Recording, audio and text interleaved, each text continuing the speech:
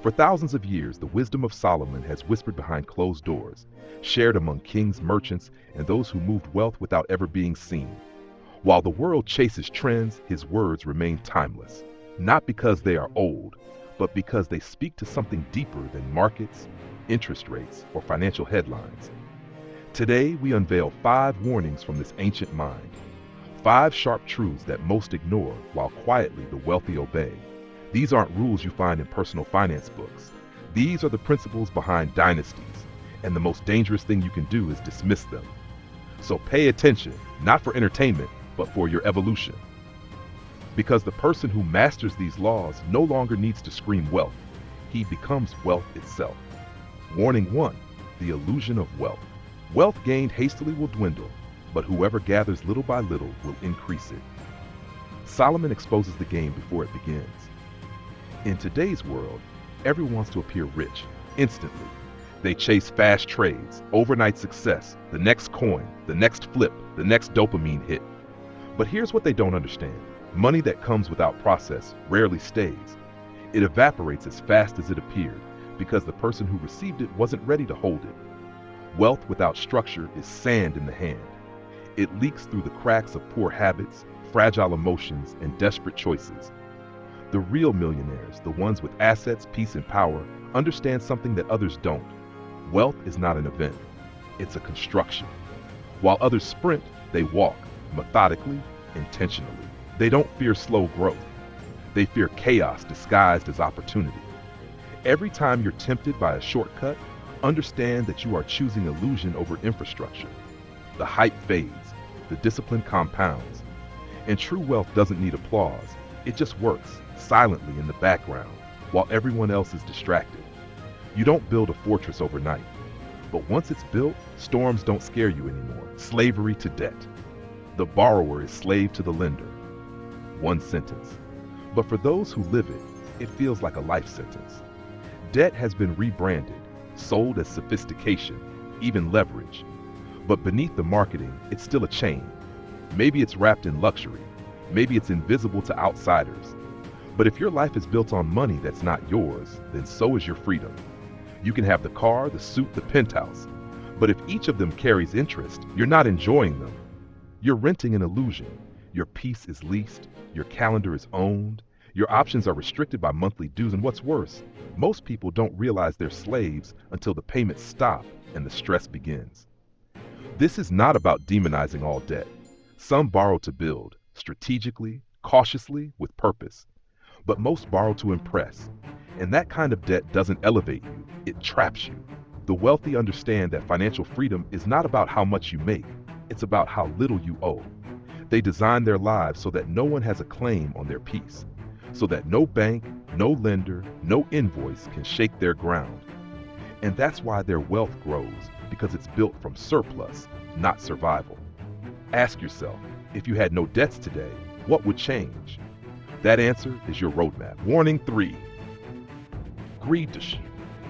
Whoever is greedy for unjust gain troubles his own household. Greed rarely enters through the front door. It slips in quietly, through ambition, through comparison, through the desire to never feel small again. It begins when enough is no longer enough, when the hunger for more overshadows the reason you started, and suddenly you find yourself cutting corners, stepping over people, and justifying choices you once would have condemned. This is how empires fall. Not because of lack of money, but because of lack of meaning. Solomon knew, greed isn't just destructive externally, it poisons the soul. It steals peace from the wealthy and turns abundance into anxiety. It warps values, erodes relationships, and leaves you rich in the bank but bankrupt in spirit. True wealth doesn't come from taking. It comes from creating value, opportunity, trust. Those who build lasting fortunes know when to stop. They know that success without integrity is a victory not worth winning. They protect their homes, their names, and their minds from the corrosion of endless wanting. Because when greed drives the car, disaster is always in the back seat. So ask yourself, not just what you want, but why. Not just how to get more, but who you're becoming in the process. Because some forms of profit cost far more than money. Ignoring wise counsel. Without counsel, plans fail, but with many advisors, they succeed. Another truth too often neglected by the ego. Most people build their financial lives like they build furniture, alone, without a guide, and surrounded by broken parts. Solomon warned us, those who walk without counsel stumble in silence. And yet, in the age of infinite information, the illusion of "I already know" keeps millions poor. The wealthy are different. They are not necessarily smarter, but they're humble enough to listen. They invest in mentors, build advisory circles, and constantly upgrade their thinking. They don't just ask for feedback, they seek it, because they understand a principle that many never grasp. Perspective is profit. There is no virtue in walking blindly into mistakes that others have already solved. Why lose a fortune learning the hard way when someone wiser can help you protect it? And still, people resist help. They confuse independence with isolation. They would rather fail alone than grow under guidance.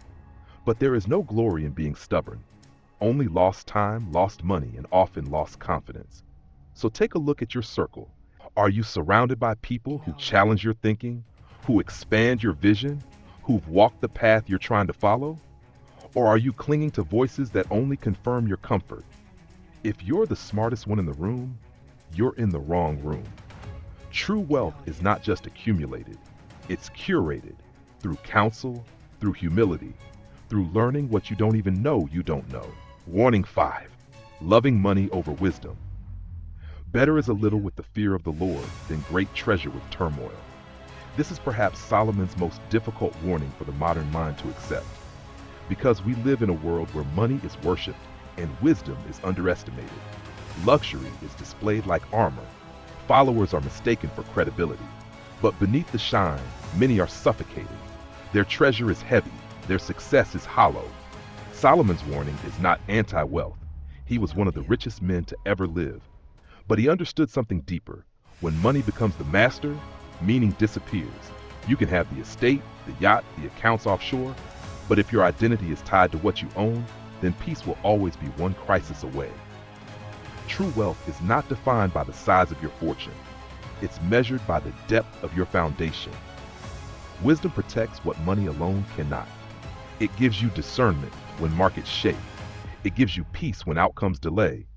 And it gives you clarity in a world obsessed with more. Some of the most dangerous people financially are those who have money but no wisdom. They may build empires, but they often destroy themselves in the process. So before chasing treasure, ask yourself, do you have the internal infrastructure to sustain it?